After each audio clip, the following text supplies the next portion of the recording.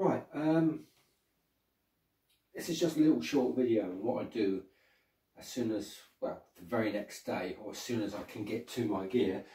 Normally I end up coming back from a session probably in the early hours of the morning, and I just need to go to bed.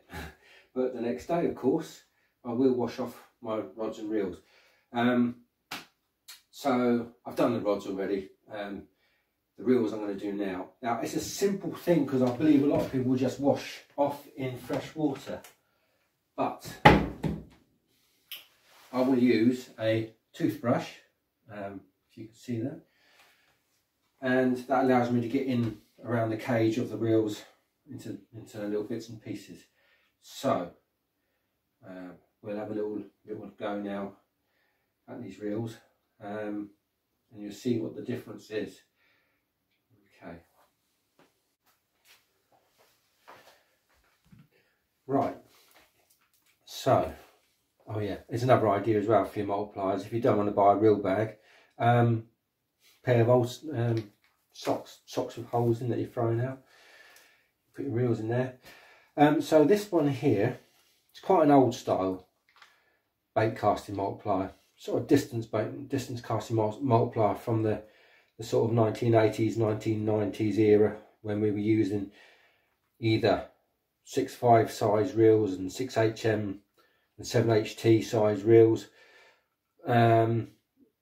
We didn't really have these hybrid multipliers which you can use for long range beach work or rough ground work. We just basically, you had either light multipliers like this for pure distance work on clean beaches, or you had rough ground like the old what was it, the Shimano Speedmaster, and the SL20s, Dao SL20s, and today there's a lot of hybrid between a rough ground and a clean ground reel. The cages are different today, but this cage here has a lot, believe it or not, this cage is a cage from a 6HM, and both my old 6HMs had kind of bit the dust, salvaged the cages, but I put the running gear of these marine sports multipliers, which are almost like a copy of the old Daiwa 6HM, and I've had these reels, this one here, and where are you? Just here. Take him out of the sock. I've had these reels now since 2004. I bought the original marine sports reels in Brazil when I went out there for the first time to visit my wife's family, and then I realised in the shop that they were exactly like a Millionaire, and I thought, well, I can, because they came with level winds and that, so what I thought was I can go back home and I can just swap the cages, which is what I did.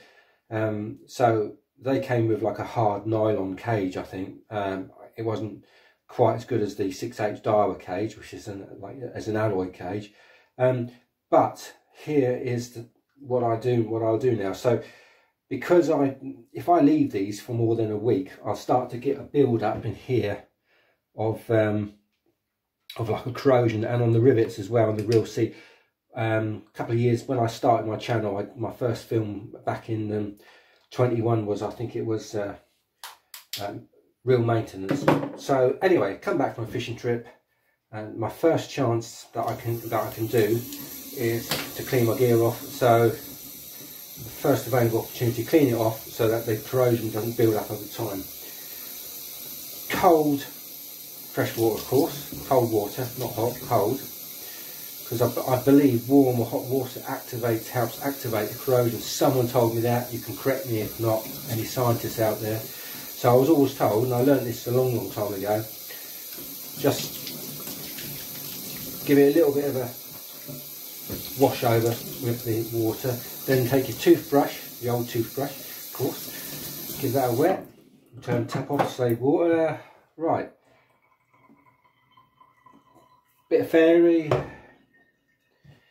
and on she goes, like so.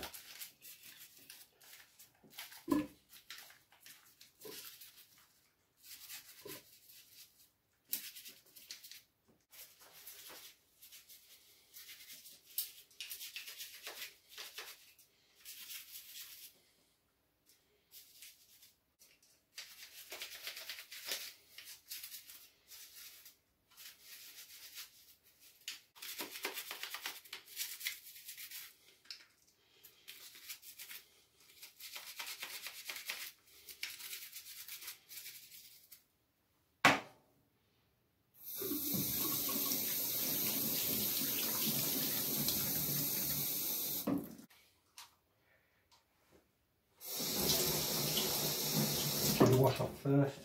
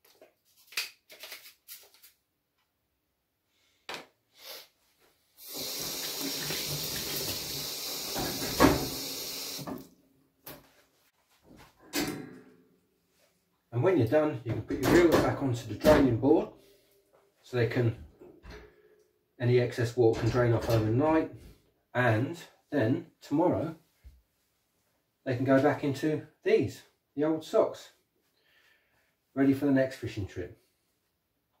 The system works. Like I say, I think the more modern multipliers now, like the Darwin Saltis and the Penn Fathoms, and there must be a few others, like Cumas and stuff like that, they seem to have a cage, well, doesn't seem to attract corrosion so much. So I don't know what the cages are made of. A lot of anglers I speak to will quite often say, "Oh, I don't need to clean this. Don't bother to clean this. I'll just goes into the box and just goes back in the tackle bag, their seat box, whatever, wherever they keep their reels, and it comes out for the next session."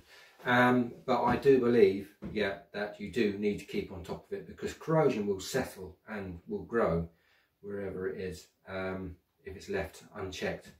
So it's not a good thing to leave your reels dirty. Keep them clean.